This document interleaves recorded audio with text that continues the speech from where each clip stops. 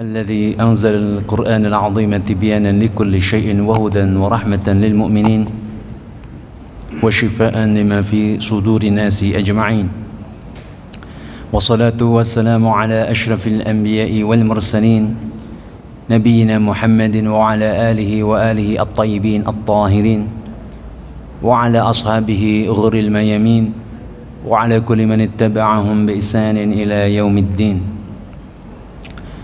سبحانك لا علم لنا إلا ما علمتنا إنك أنت العليم الحكيم. اللهم علمنا ما ينفعنا وزدنا علما تنفعنا به يا رب العالمين. رب اشرح لي صدري ويسر لي أمري واحلل عقدة من لساني يفقهوا قولي. وبعد, jamaah sekalian, bapak-bapak, ibu-ibu, saudara-saudaraku seiman seislam yang semoga senantiasa mendapatkan limpahan taufik dan hidayah dari Allah Subhanahu wa taala. Alhamdulillah, bini'mati tatimmus shalihat. Segala puji bagi Allah yang mana pada kesempatan di siang hari yang penuh barokah ini, di tanggal 18 Ramadan 1443 Hijriah, Allah Azza wa Jalla menakdirkan untuk kita semuanya dengan takdir yang baik, dimudahkannya untuk kita semuanya menjalankan berbagai rangkaian aktivitas di hari ini, dan dimudahkannya pula langkah-langkah kita untuk menuju salah satu rumahnya di Masjid Al-Ihsan yang kita cintai ini untuk bersama-sama sholat zuhur secara berjamaah, dan dilanjutkan kemudian dengan wirid, zikir, sholat sunnah, dan duduk sejenak berada di majlis ilmu seperti saat sekarang ini.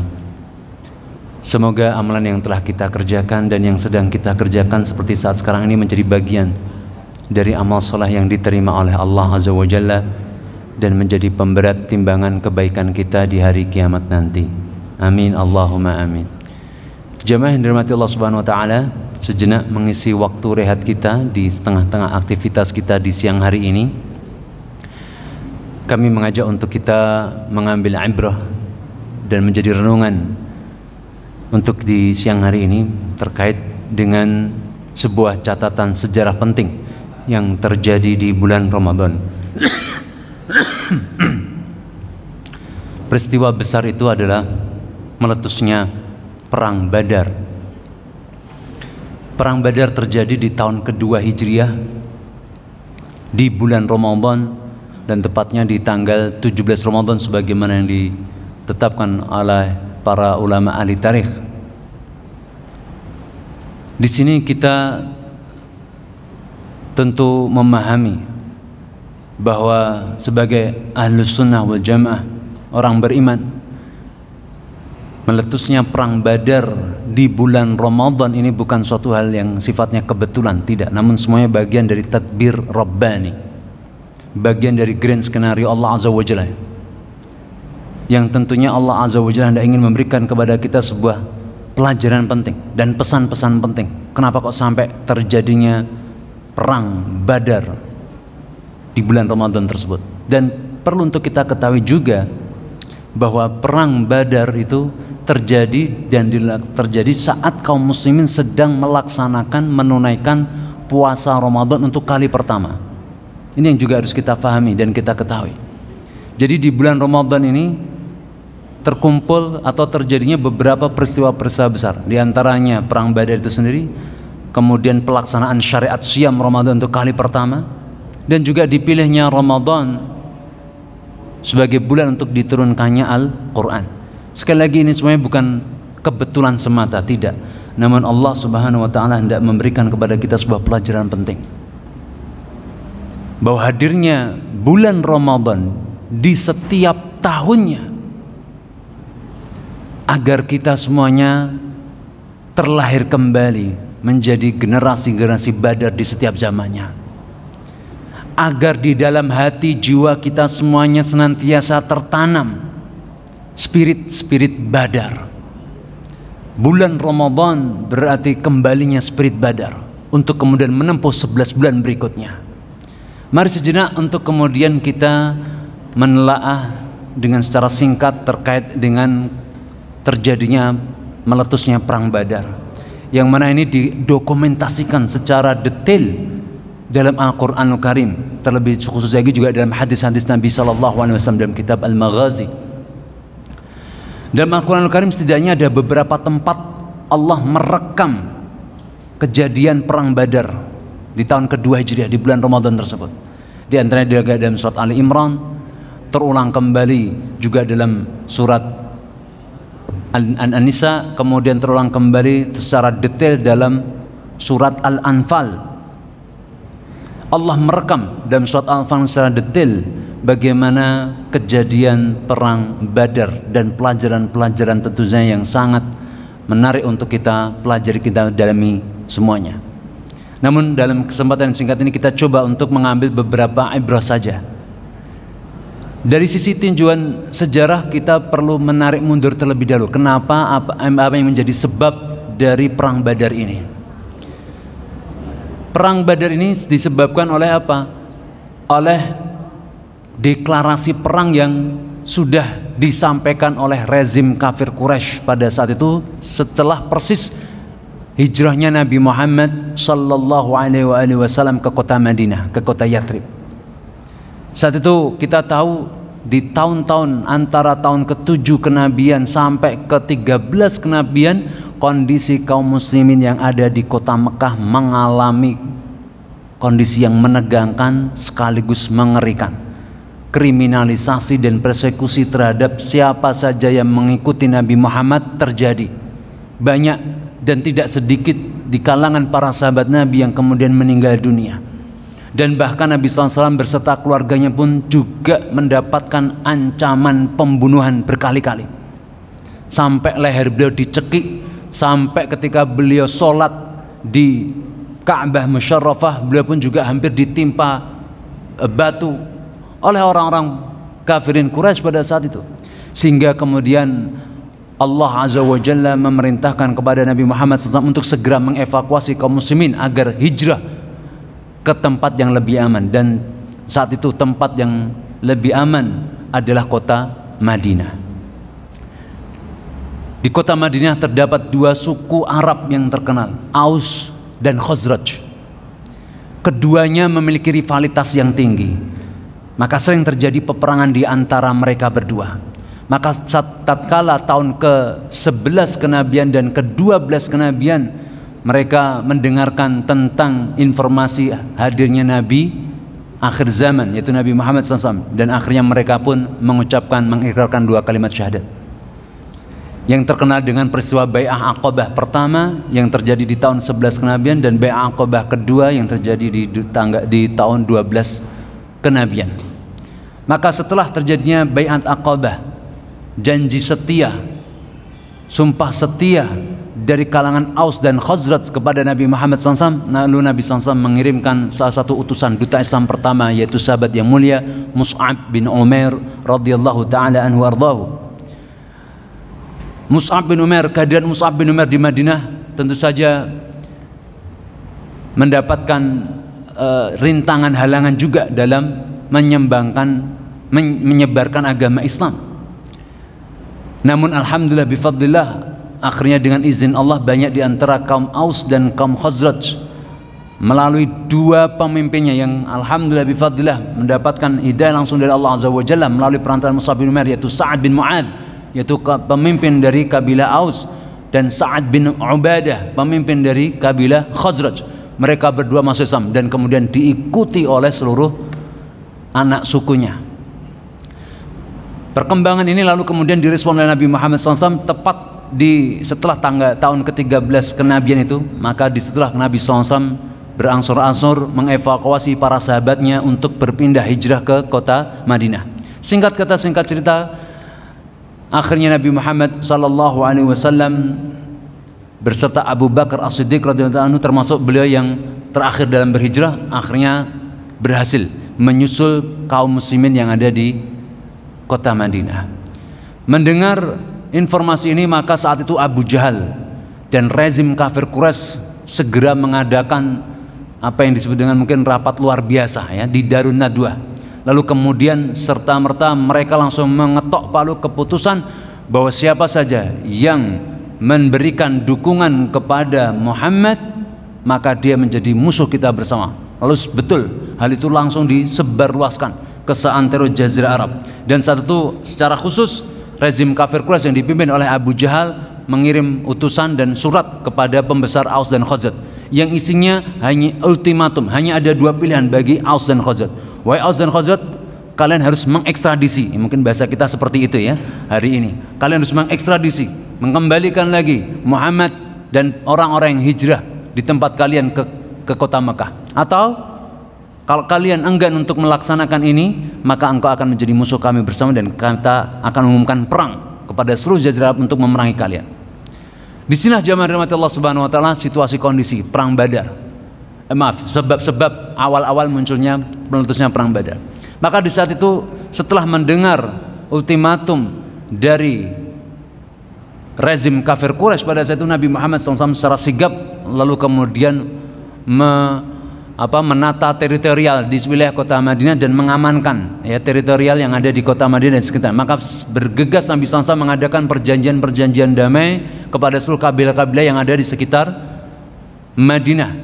Tidak terkecuali orang-orang Yahudi, orang-orang Nasrani yang tinggal di kota Madinah pada saat itu, mereka diajak perjanjian damai untuk sama-sama saling menjaga keutuhan, kedamaian, ketenangan dan keamanan kota Madinah, dan semuanya tanda tangan semuanya.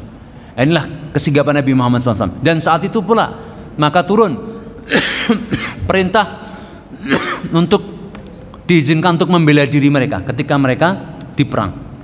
Ya, saat itu belum diberikan izin oleh Allah untuk berperang, namun diizinkan baru membela diri ketika diserang oleh musuh. Maka tepat pada saat itu masih di tahun ke-1 Hijriah, di bulan Ramadan tahun pertama Hijriah, maka sempat terjadi ketegangan antara pasukan kaum muslimin, kubu kaum muslimin dan juga orang-orang Quraisy, kafir Quraisy. Apa yang terjadi pada saat itu? Saat itu Nabi Muhammad SAW setelah diturunkannya firman Allah Azza wa Jalla, yaitu dalam surat Al-Hajj ayat yang ke-39, udzina lil ladzina dzulimu bi annahum udzina lil ladzina yuqataluna bi annahum dzulimu. Telah diizinkan bagi mereka orang-orang yang diperangi dan mereka terzalimi, maka Nabi sallallahu alaihi wasallam diizinkan untuk memberikan apa yang disebut dengan mungkin show of force gitu ya, untuk memberikan tekanan-tekanan kepada orang-orang kafirin Quraisy agar mereka tidak berlaku jumawah dengan orang-orang kaum muslimin khususnya yang ada di kota Madinah. Maka betul saat itu Nabi Muhammad SAW mengirimkan pasukan 30 orang personil yang dipimpin saat itu ditunjuk oleh Nabi SAW. Pemimpinnya adalah Hamzah bin Abdul Muttalib radhiyallahu ta'ala. Hamzah bin Abdul Muttalib ya, paman Nabi Muhammad SAW, singa padang pasir ya, jawaranya Quraisy, Hamzah bin Abdul Muttalib radhiyallahu ta'ala. Tugasnya apa? Untuk mengintai pergerakan kafilah dagang orang-orang kafir Quraisy yang saat itu dipimpin oleh Abu Jahal bin Hisham yang berkekuatan personil, memiliki dikawal oleh sekitar 300 personil tentara. Jadi kafilah dagang yang sangat besar ini dikawal oleh 300 personil tentara. Maka betul jamaah rahmati Allah Subhanahu wa taala, terjadilah pertemuan di antara dua pasukan ini. 30 orang yang dipimpin Hamzah bin Abdul Muttalib berhadapan dengan 300 orang yang dipimpin oleh Abu Jahal. Jelas hitung-hitungan logika militer ini nggak ada apa-apanya nih, nggak sebanding. Namun apa yang terjadi pada saat itu? Pada saat itu memang sengaja tujuannya itu tadi, show of force ya, untuk memberikan gertakan kepada kekuatan kaum kafirin Quraisy. Maka betul jamaah dirahmati Allah, saat itu tidak terjadi peperangan, hanya lihat-lihatan, pandang-pandangan mata saja, saling pandang mata ya. Masya Allah, antara Hamzah bin Abdul Muttalib dan Abu Jahal bin Hisham. Abu Jahal bin Hisham dilihatin aja ya, Abu Jahal pun juga dilihatin aja. Karena saat itu perintah dari Nabi SAW, jangan mulai peperangan, jangan mulai peperangan, kecuali kalau kalian diserang baru sikap ya gitu. Subhanallah, Hamzah bin Abdul Muttalib radhiyallahu ta'ala ya, betul-betul menjaga amanah dari Nabi Muhammad SAW. Akhirnya dilihatin aja, kafilah tadi berlalu. Subhanallah, orang-orang kafirin Quraisy saat itu juga ketakutan juga. Dia mengira ini di belakang 30 personil ini sudah siap, ribuan pasukan kaum muslimin tidak ingin menyerang kafilah dagang tersebut. Nah inilah ketegangan semakin meninggi hingga akhirnya masuk tahun kedua Hijriah, di mana saat itu kaum muslimin telah diperintahkan oleh Allah Azza wa Jalla Siyam Ramadan untuk kali pertama. Dan pada saat itu Nabi Muhammad SAW di awal bulan Ramadan mendengarkan bahwa ada kafilah dagang Quraisy yang dipimpin oleh Abu Sufyan bin Harb melintas kota Madinah dan hendak ingin menuju ke Busra Syam, ke pasar Busra Syam. Ya. Dan betul jamaah dirahmati Allah SWT, Nabi Muhammad lalu bermanuver karena sudah diizinkan untuk berperang sebagai bentuk respon dari apa yang tadi sudah kita sampaikan di awal tahun pertama Hijriah. Maka Nabi SAW lalu menanggapi, merespon ultimatum perang tersebut, sehingga Nabi SAW bermanuver ini dalam rangka untuk melemahkan kekuatan ekonomi musuh. Maka Nabi SAW menyasar ataupun objek sasaran berikutnya adalah kafilah dagang Abu Sufyan yang sangat besar yang dikawal oleh ratusan tentara personel kafir Quraisy pada saat itu. Namun apa yang terjadi saat itu, Abu Sufyan juga sudah mengetahui situasi perkembangan ketegangan antara Mekah dan Madinah. Maka Abu Sufyan dalam rangka untuk menghindari terjadinya banyak kerugian dan pertumpahan darah, maka akhirnya Abu Sufyan pun bermanuver, tidak secara langsung melewati wilayah daerah kota Madinah, namun dia melewati daerah pesisir barat Jazirah Arab atau dikenal dengan wilayah Tuhama atau yang pesisir pantai Laut Merah, wilayah pesisir barat Laut Merah yang berhadapan dengan Laut Merah. Maka hal ini pun tidak terprediksi oleh Nabi Muhammad SAW hingga akhirnya lepas ya kafilah dagang tersebut. Namun di saat yang bersamaan Abu Jahal dan seluruh pembesar-pembesar kafir Quraisy juga sudah mempersiapkan pasukan sebanyak 1000 pasukan berkekuatan 1000 personil. Mereka pun juga sudah bergerak menuju ke kota Madinah untuk mengantisipasi ya, dalam rangka juga untuk menambah pengamanan dari kafilah dagang Abu Sufyan, dan mereka sudah bergerak. Dan saat Abu Sufyan sudah melewati kota Madinah dan melewati tadi pesisir barat Jazirah Arab yang berhadapan dengan Laut Merah, maka dia bergegas menulis surat kepada Abu Jahal. Wahai Abu Jahal, kafilah dagang Mekah sudah selamat, maka hentikan perjalanan kalian menuju ke Madinah dan hentikan supaya tidak terjadi pertumpahan darah antara kita dengan Muhammad dan Madinah.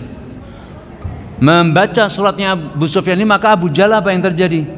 Dia tetap kekeh meneruskan perjalanan ini untuk menghabisi Islam dan kaum muslimin dengan jumawanya, sombongnya. Wah, kita udah nanggung nih, kita sudah setengah perjalanan, sebentar lagi mau sampai ke kota Madinah, maka perlu untuk kita lanjutkan perjalanan ini untuk kita habisi Islam dan kaum muslimin. Saat itu 1000 pasukan yang dibawa oleh Abu Jahal, dan hitung-hitungan militer sekali lagi 1000 pasukan ini dengan populasi kaum muslimin yang saat itu belum berjumlah 1000 orang, mungkin masih ratusan orang, itu sangat mudah untuk mengalahkan kaum muslimin. Apalagi kalau mereka sudah sampai masuk di kota Madinah, mereka akan membasmi, menggenosida Islam dan kaum muslimin. Ya, karena itulah kebencian mereka orang-orang kafir. Singkat kata singkat cerita, jamaah dirahmati Allah, Nabi Muhammad SAW dan para sahabat pada saat itu juga masih dalam kondisi sigap, di mana beliau masih dalam kondisi safar untuk dengan tujuan pertama tadi menghadang kafilah dagangnya Abu Sufyan. Namun ini lewat. Saat itu Nabi Muhammad SAW mendengar informasi intelijen bahwa 1000 pasukan kaum kafirin musyrikin Quraisy sudah bergerak menuju wilayah Madinah. Maka secara sigap Nabi Muhammad SAW mengadakan rapat militer luar biasa, ya. Rapat militer luar biasa. Dikumpulnya para muhajirin dan juga kaum ansor pada saat itu. Yang mana pada saat itu pasukan Nabi SAW itu hanya berjumlah sedikit kecil, 313 orang. Karena saat itu Nabi Muhammad SAW tidak mewajibkan para sahabatnya untuk ikut serta dalam ekspedisi ini. Siapa yang mau silahkan, yang tidak mau juga tidak apa-apa, tidak ada dosa. Maka yang menyertai Nabi SAW pada saat itu ada 313 orang. 313 orang. Dan betapa terkejutnya Rasulullah SAW ketika mendengar informasi intelijen bahwa kaum kafirin Quraisy sudah membawa pasukan sebanyak 1000 personel. Maka Nabi Muhammad sallallahu alaihi wasallam sudah merasakan bahwa saja ini peperangan tak bisa dihindarkan lagi. Dan pahit-pahitnya, jikalau sahabat-sahabatnya ini tidak ikut berperang, maka Nabi SAW akan menghadapinya dengan sendirinya. Allahu Akbar, sebagai bentuk kecintaan beliau terhadap umatnya. Namun Nabi SAW mengukur berapa besar semangat juang yang dimiliki oleh para sahabatnya pada saat itu, dengan cara bertanya kepada muhajirin dan juga kepada ansar. Saat itu Nabi SAW lalu meminta pendapat dari kalangan muhajirin. Pertama kali adalah Abu Bakar As-Siddiq. Wahai Abu Bakar As-Siddiq, apa pendapatmu? Lalu Abu Bakar pun berkata, ya Rasulullah, imdi ala barakatillah, nahnu ma'ak.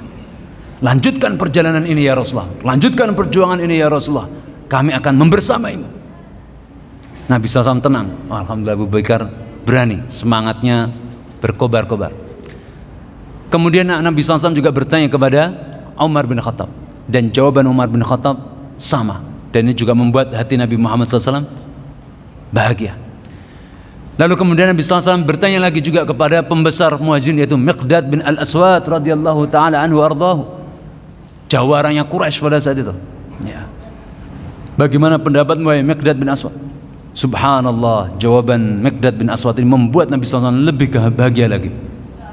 Dia pun berkata, ya Rasulullah, imdi ala barakatillah, lanjutkan perjalanan ini, perjuangan ini ya Rasulullah. Nahnu ma'ak, dan kami akan senantiasa bersamamu. Nuqatil ma'ak, nuqatil baina yadaik wa min khalfik wa an yaminik wa an shimalik. Kami semuanya akan berperang membersamaimu wahai Rasulullah. Kami berperang akan berada di hadapanmu, ataupun berada di sebelah belakangmu, atau berada di sebelah kananmu, atau berada di sebelah kirimu. Wala naqulu laka ma qawlu qaumi Musa li nabiyhi, dan kami sekali-kali tidak akan pernah berkata, mengatakan kepada anda wahai Rasulullah sebagaimana perkataan kaumnya Nabi Musa kepada nabinya, idhab anta wa rabbuka faqatila innaha huna qa'idun. Kaumnya Nabi Musa ketika disuruh untuk berjihad, mereka lalu berkata, wahai Musa, pergilah engkau berjihad bersama Tuhanmu, kami duduk-duduk di sini. Kalau you menang, kami datang. Kalau you kalah, ya kami selamat. Astagfirullahaladzim. Ini kira-kira kaumnya ini kurang ajar atau kurang asem kira-kira Pak? Hah? Disuruh Allah sama Rasulnya Nabi Musa pada saat itu untuk berjihad, malah balik menyuruh, udah idhab anta wa rabbuka faqatila innaha huna qa'idun. Silahkan kau pergi wahai Musa bersama Tuhanmu sana, berperang sendiri sana bersama Tuhanmu, kami duduk-duduk di sini. La ilaha illallah. Maka inilah yang disampaikan, ditekankan oleh Miqdad bin Aswad. La naqulu laka ma qawlu qaumi Musa li nabiyhi. Kami tidak akan pernah mengatakan kepada anda wahai Rasulullah sebagaimana perkataannya Bani Israel, Yahudi Bani Israel kepada Nabi Musa ketika mereka disuruh untuk berjihad. Nahnu ma'ak, dan kami akan senantiasa membersamaimu wahai Rasulullah sampai titik darah penghabisan. Allahu Akbar. Mendengar jawaban dari Miqdad bin Aswad radhiyallahu ta'ala anhu, semakin bergembira Rasulullah SAW. Wajah beliau berseri-seri. Namun saat itu jumlah kaum muhajirin sedikit. Dari 313 itu nggak nyampe sepertiga dari komposisi pasukan itu dari kalangan muhajirin, sangat sedikit. Maka Nabi SAW mengalihkan pandangan beliau ke kalangan orang-orang Ansar dari suku Aus dan suku Khazraj. Lalu tatapan pandangan mata Rasulullah SAW ini ditangkap, ya ini komunikasi tingkat tinggi para sahabat Nabi dengan Nabi ya. Ditangkap pesan pentingnya nih oleh siapa? Sa'ad bin Mu'adz radhiyallahu anhu, pemimpin kaum Aus. Ya Rasulullah, ka'annaka turiduna kullana. Ya Rasulullah, seakan-akan engkau tidak ingin menginginkan kami semua ya Rasulullah. Qala ajal, ya betul. Asyiru alayya ayuhan nas, wahai seluruh manusia, berikan pendapat kalian tentang perkara besar yang akan kita hadapi ini, peperangan yang akan kita hadapi ini. Maka Sa'ad bin Mu'adz radhiyallahu ta'ala pun berkata, laqad amanna bik, kami pun telah beriman kepadamu wahai Nabi Muhammad, wa saddaqnaka, dan kami telah membenarkan engkau, wa saddaqna bima ji'ta bih, dan kami membenarkan apa yang engkau bawa dari Tuhanmu.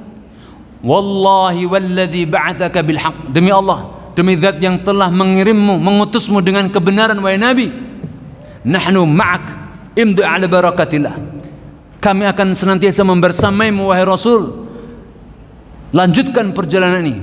Wallahi demi Allah, kalaupun engkau menyuruh kami untuk menyeberangi samudra, niscaya kami akan melakukannya meskipun kami porak-poranda, meskipun kami harus mati tenggelam. Nahnu ma'ak wa ma takhallafa min ahad, kami akan membersamaimu wahai Rasulullah, dan tidak ada seorang pun di antara kami yang mundur dari peperangan ini. Allahu Akbar. Hal yang serupa pun juga dikemukakan oleh Sa'ad bin Ubadah radhiyallahu anhu, pemimpin dari kaum Khazraj. Maka ketika mendengar kalangan Muhajirin dan kalangan Ansar yang berjumlah 313 tadi, Nabi sallallahu alaihi wasallam bergembira. Nabi SAW mengetahui bagaimana semangat juang yang dimiliki oleh para sahabatnya. Maka beliau pun lalu bersabda di hadapan para pasukan kaum muslimin yang hadir pada saat itu, siru ayuhan nas wa abshiru fa inna Allah wa'adani bi ihda ta'ifataini wallahi inni la ara masari'al qaum. Wahai manusia sekalian, wahai para sahabat-sahabatku, bergeraklah kalian semuanya, lanjutkan perjalanan ini dan bergembiralah kalian semuanya. Sesungguhnya Allah Azza wa Jalla telah memberikan janji kemenangan untukku dengan salah satu dari dua kelompok ini. Maksudnya apa? Muhajirin atau Ansar. Dan demi Allah, aku sudah bisa melihat kekalahan kaum musuh-musuh Allah Azza wa Jalla. Dan bergeraklah pasukan kaum muslimin ini dengan informasi-informasi, data-data yang akurat. Nabi SAW lalu bisa membaca kemana pergerakan pasukan musuh, dan dengan data yang akurat Nabi SAW langsung bisa memutuskan, keputusannya kita harus menghadang laju pergerakan musuh, pasukan musuh ini di mana? Di lembah Badar. Dan betul sekali, tepat sekali hitungan dan prediksi Nabi Muhammad SAW. Pasukan kaum kafirin musyrikin Quraisy, betul, berjumlah kekuatan 1000 personel. Mereka memang sengaja untuk pengen transit di lembah Badar. Kenapa lembah Badar menjadi pilihan bagi mereka? Karena lembah Badar tanahnya subur dan di situ banyak sumur mata airnya. Sudah pasti ya, mereka yang baru menyelesaikan perjalanan yang begitu panjang, melelahkan, perang, mereka butuh logistik air. Namun betapa mengejutkannya, di saat itu mereka, pasukan kaum kafirin musyrikin Quraisy, mendapati pasukan kaum muslim sudah menguasai wilayah lembah Badar, terutama sumur-sumurnya. Allahu Akbar. Dan inilah jamaah dirahmati Allah yang terjadi. Maka saat itu Nabi Muhammad SAW lalu segera menata strategi, dan pasukannya terdiri dari 5 bagian, baik samping kanan, samping kiri, sayap kanan, sayap kiri, tengah, depan, dan belakang yang membersamai Rasulullah SAW. Nabi SAW sudah membuat tata taktik strateginya, dan saat itulah terjadilah berkecamuknya perang, ya, singkat kata singkat cerita. Dan menariknya jemaah dirahmati Allah, perang Badar menjadi saksi ya kekuatan kaum muslimin yang berhasil menumbangkan Fir'aunnya umat ini, yaitu Abu Jahal.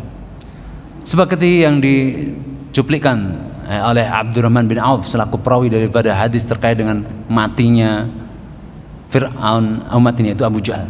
Saat itu ketika terjadi berkecamuknya perang maka ada 2 anak muda, teenager, masih muda, namanya siapa? Mu'adz dan Mu'awidh, 2 pemuda Ansor, datang kepada Abdurrahman bin Auf, masih teenager, masih anak remaja, sweet 17. Wahai paman, beritahukanlah kepadaku siapa yang namanya Abu Jahal itu. Yang mana? Namanya Abu Jahal itu yang mana wahai paman? Subhanallah, Abdurrahman bin Auf melihat terkejut. Loh, kamu anak muda ya, bocah ya, apa yang kamu inginkan darinya? Lalu 2 pemuda tadi berkata, wahai paman, aku mendengar dia telah menghina Nabi, aku mendengar dia telah mencoba untuk membunuh Nabi, aku mendengar dia telah melakukan perbuatan ini, perbuatan itu. Maka hari ini akan aku balaskan untuk Nabi Muhammad SAW. Allahu Akbar. Nah ini Pak, ini the real hero itu seperti ini ya. Anak-anak kita perlu kita perkenalkan ya, anak-anak remaja kita perlu kita perkenalkan siapa Mu'adz dan siapa Mu'awidz ini, pahlawan Islam ini, pemuda pahlawan Islam ini. Ya, jangan sampai anak-anak kita malah mengenal pahlawan-pahlawan fiktif yang pakai baju aja nggak bisa, harusnya di dalam malah di luar, yang di luar malah di dalam, ya kan? Subhanallah. Ya. Nah, ini jamaah rahmati Allah. Ini kita kenalkan. Ya. Hingga akhirnya betul jamaah rahmati Allah, Mu'adz dan Mu'awidz pun akhirnya menemui sosok Abu Jahal, dan Abu Jahal itu orangnya kekar, besar, pendekar, ya, dan dia juga jago memainkan pedang. Subhanallah, ya, dia berperawakan tinggi besar. Itulah Abu Jahal, jawaranya Quraisy juga dia, ya.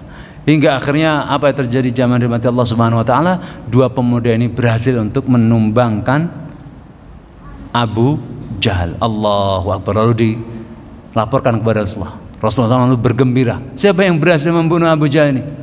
Saya ya Rasulullah. Saya ya Rasulullah. Dua pemuda tadi angkat tangan. Ya salam. Kamu yang membunuh Abu Jahal? Iya ya Rasulullah. Lalu siapa yang memenggal kepalanya nih? Saya ya Rasulullah. Abdullah bin Mas'ud ikut-ikutan. Ya. Abdullah bin Mas'ud juga masih remaja, masih pemuda, kurus badannya.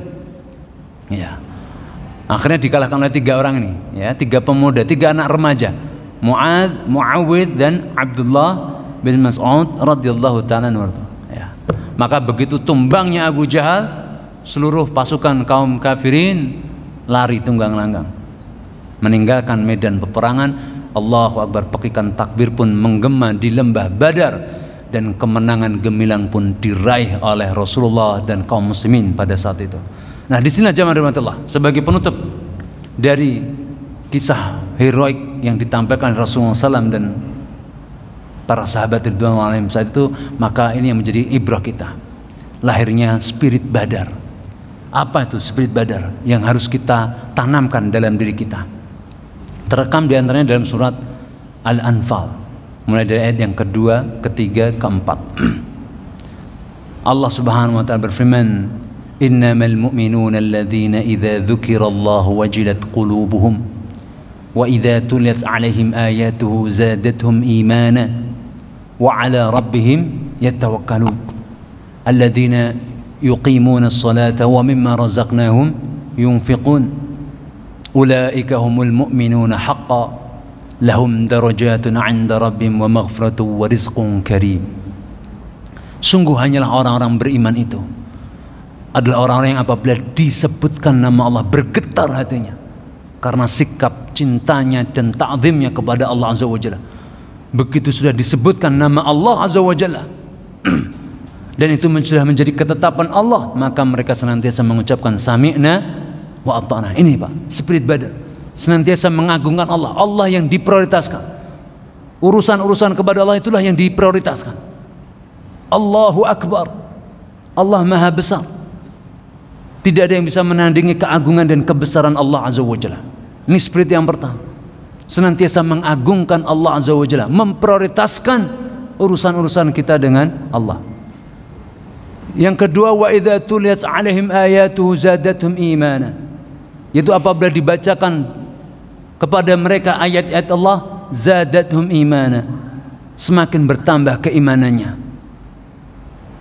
Mereka betul-betul ketika turun firman Allah, udzina lil ladzina yuqatiluna bi annahum dhulimu, atau turun firman Allah terkait wa qatilu musyrikina kafatan kama yuqatilunakum kafatan, dan seterusnya ayat-ayat yang terkait dengan masalah berjuang, berjihad di jalan Allah. Mereka bertambah keimanannya meskipun mereka melihat kekuatan besar di hadapannya, 1000 personil. Namun karena keyakinannya, keimanannya yang menghunjam, membenarkan apa yang menjadi janji-janji Allah bahwa kemenangan itu akan datang, maka mereka akhirnya pun membenarkan firman-firman Allah. Ya. Walamma ra'al mu'minul ahzab qalu hadza ma wa'adana Allah wa rasuluhu wa sadaqallahu wa rasuluhu wa ma zadam illa imana wa taslima. Dalam konteks yang lain, ketika terjadi perang Ahzab pun juga sama. Ketika orang-orang mukmin melihat pasukan musuh yang berjumlah lebih banyak, berkelipat-lipatan lebih banyak dibandingkan pasukan kaum muslimin, mereka justru mengatakan hadza ma wa'adana Allah wa rasuluh. Inilah apa yang dijanjikan oleh Allah dan Rasulnya. Wa sadaqallahu wa rasuluh, dan benar apa yang dijanjikan oleh Allah dan Rasulnya. Itu kemenangan, kejayaan, kemuliaan. Menambah hatinya iman. Kemudian alladzina wa 'ala rabbihim yatawakkalun, spirit tawakal. Mereka senantiasa bertawakal kepada Allah setelah melaksanakan ikhtiar-ikhtiar yang maksimal, tidak setengah hati. Setiap amalan-amalan yang mereka kerjakan tidak dikerjakan setengah hari, namun setengah hati, namun sepenuh hati, setulusnya, seikhlasnya, dengan ikhtiar yang maksimal. Wa 'ala rabbihim yatawakkalun, baru mereka bertawakal kepada Allah. Karena tidak sah tawakal seseorang kalau tidak dibarengi dengan ikhtiar yang maksimal. Itu baru tawakal. Kalau belum ikhtiar, mas tawakal aja, itu namanya belum tawakal. Tawakal itu harus disertai dengan ikhtiar yang maksimal. Dan itulah yang dilakukan Nabi SAW, ikhtiar maksimal. Sampai pada detik-detik menjelang peperangan, sampai Nabi SAW itu berdoa, ya Allah, Allahumma intuhlik hadil isabah fa innaka la tu'bad abadan. Ya Allah, jikalau engkau mengalahkan kelompok kecil ini, pasti engkau tidak akan disembah lagi ya Allah. Sampai seperti itu ya doanya Nabi SAW. Dan semuanya sudah disiapkan secara ikhtiar kauninya, ikhtiar secara manusiawinya sudah disiapkan Nabi SAW. Lalu kemudian menyerahkan sepenuhnya kepada Allah. Kemudian seperti yang berikutnya yang terekam dalam surat Al-Anfal, alladzina yuqimuna shalah, mereka senantiasa mendirikan salat. Dalam kondisi perang mereka tetap mendirikan salat. Wa mimma razaqnahum yunfiqun, dan mereka senantiasa berinfak di jalan Allah Azza wa Jalla, menginfakkan apa yang telah Allah berikan untuk mereka. Karena hakikatnya harta benda yang kita miliki semuanya adalah titipan dari Allah Azza wa Jalla, dan kita harus memastikan harta benda yang kita keluarkan ini haruslah berada di jalan Allah, bukan di jalan syaitan, bukan di jalan hawa nafsu. Itulah spirit yang dimiliki oleh para sahabat Nabi yang membersamai Rasulullah SAW, yaitu Ahlul Badr. Kemudian ditambahkan lagi, Allah Azza wa Jalla memberikan sifat kepada mereka ataupun memberikan misi kepada mereka. Untuk apa? Liyuhiqqal haqqa wa yubtilal batila walau karihal mujrimun. Bahwa Ahlul Badr, generasi Badar pada saat itu, misi mereka hanya satu, yaitu apa? Menampakkan kebenaran, memenangkan kebenaran, dan merendahkan serendah-rendahnya kebatilan. Walau karihal mujrimun, meskipun dibenci, meskipun para pelaku kejahatan membencinya. Ya ini Pak, orang kalau beramal soleh itu jangan difahami lurus atau lancar-lancar saja. Tidak. Orang yang mau beramal soleh, kita harus sadar bahwa ada orang-orang yang membenci amal soleh, yaitu dari siapa? Iblis dan bala tentaranya. Semakin soleh seseorang, semakin kuat iman seseorang, maka musuhnya dari kalangan iblis dan bala tentaranya semakin banyak. Maka perhatikan, apa sih kekurangan Nabi SAW? Beliau baik, santun, dermawan, dan bahkan beliau diberi gelar Al-Amin, orang yang dipercaya. Namun dengan kebaikan-kebaikan itu semuanya, apa yang terjadi? Orang-orang kafirin, orang-orang musyrikin membencinya. Tidak suka. Ya karena memang hati mereka tidak suka dengan kebenaran. Tertutup, namanya kafir berarti menutup dirinya dari kebenaran. Maka disitulah jamaah rahmatullah, spirit Ahlul Badar, spirit generasi Badar itu haruslah berani menyuarakan kebenaran meskipun ditentang oleh banyak orang. Karena kebenaran yang pasti adalah datang dari Allah dan Rasulnya. Al-Quran Al-Karim benar, hadis-hadis Nabi SAW adalah benar. Maka kita jangan ragu-ragu untuk menyampaikan kebenaran ini. Baik, inilah jamaah dirahmati Allah Subhanahu wa Ta'ala, spirit Badar yang harus hadir dalam diri kita di momentum Ramadan tahun ini. Kita memohon dan bermunajat kepada Allah Azza wa Jalla, semoga kita menjadi bagian dari orang-orang yang memiliki spirit Badar, dan ketika Ramadan berlalu kita menjadi bagian dari generasi Badar di zaman ini, karena umat ini sangat merindukan kehadiran generasi-generasi Badar yang siap untuk mendedikasikan hidupnya di jalan Allah Azza wa Jalla, siap untuk membela Allah, siap untuk membela Rasulullah, siap untuk membela hak Islam dan kaum muslimin. Ingat jamaah dirahmati Allah, hari ini tantangan kita besar. Maka pastikan kita berada di kubu yang benar, di jalan yang benar, itu jalannya yang mengikuti Rasulullah SAW dan generasi Badar. Semoga Allah Azza wa Jalla menjadikan kita semuanya orang-orang yang muttaqin, orang yang bertakwa di jalan Allah, untuk Allah Azza wa Jalla, dan semoga Allah Azza wa Jalla menganugerahkan kita semuanya mati dalam kondisi syahid dan mati dalam kondisi husnul khatimah. Semoga Allah Azza wa Jalla menghidupkan kita di atas iman dan Islam, dan semoga Allah Azza wa Jalla mewafatkan kita semua juga dalam kondisi iman dan Islam. Barakallahu fikum. Mohon maaf atas segala kesalahan dan kekurangan dalam penyampaian materi.